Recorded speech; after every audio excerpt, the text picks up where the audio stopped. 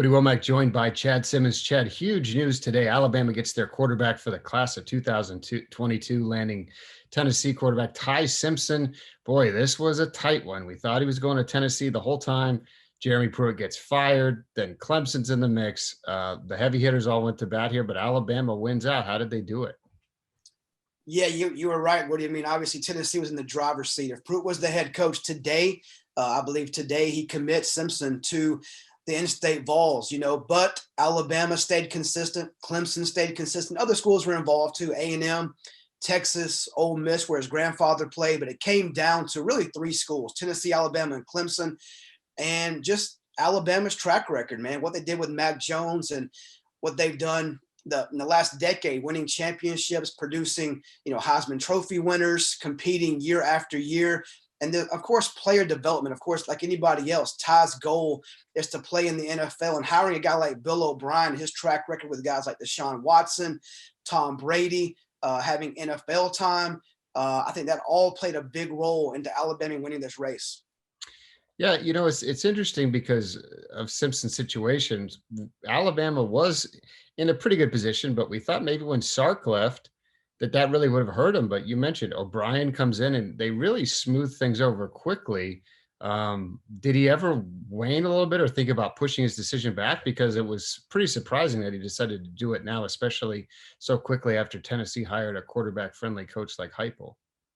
Yeah, I think what Simpson's goal was all along was to commit, somewhere around April. That was what he's been talking about. And even he mentioned it, just in his commitment interview, just that his plan was, but once, COVID hit and pandemic and really unknown about when they can visit schools again, the only thing that may have changed his mind, he said, was maybe taking other trips, but not knowing, when that would happen again. And just, Heupel, just the unknown at Tennessee from not only just Heupel, obviously he knows about him and his history at Missouri as the OC and then head coach at UCF. And of course him playing quarterback and the quarterback friendly offense he'll run at Tennessee and all of that. But not knowing the penalty at Tennessee, not knowing what's going to happen there long-term. And then it came down to, I think, just an Alabama-Clemson battle. And Bill O'Brien got hired, a month plus ago. They started their conversation instantly. They connected, started talking about X's and O's. And of course, the history there from an NFL standpoint and quarterback development and who he's coached and how he's worked him into his offense and so on played a big role in this decision. When we talk about Simpson, I mean, he's from the country, and he's not like a lot of quarterbacks we see. He does not play with other Division I prospects on his team. We heard his coach call him a combination of Johnny Manziel and Patrick Mahomes, which is a pretty big comparison. But, what do you see in his game that you like? And I mean, is he a little bit more, you mentioned Mac Jones, he's a little bit a better athlete, very good baseball player as well. Do you think he brings a little bit of that athleticism and additional stuff to his game? I do. I think the first thing that jumps out when you watch Ty is just the arm strength, man. The ball, whether you see him live or on tape, the ball comes out hot. He has a very easy release. The ball comes out quick. And again, he can make every throw. I think the one thing with me seeing him in person here recently, he's definitely bigger than what I expected. Bigger as in a little bit taller, gained about 15, 20 pounds since as far as his profile, he looks, probably pushing, plus of 200 pounds. And I think he is a better athlete than I think people give him credit for. He does play baseball. He is a guy that can throw on the run.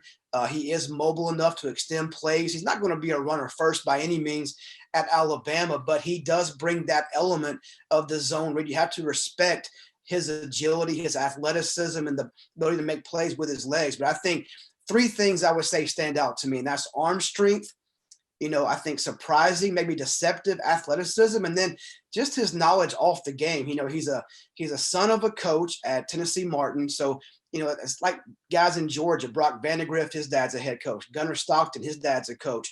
You see guys that come from that and just the mental side, just how advanced they are in the game as far as reading defenses, making decisions.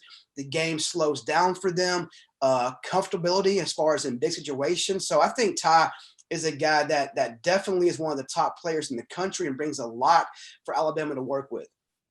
All right, so Alabama gets their guy, probably the highest ranked quarterback from Tennessee in the Rivals era. So Boy, that is a big, big stat and a big get for Alabama, especially beating Clemson. All right, be sure to check out Bama Insider for more coverage of Simpson's commitment. Thank you, Chad.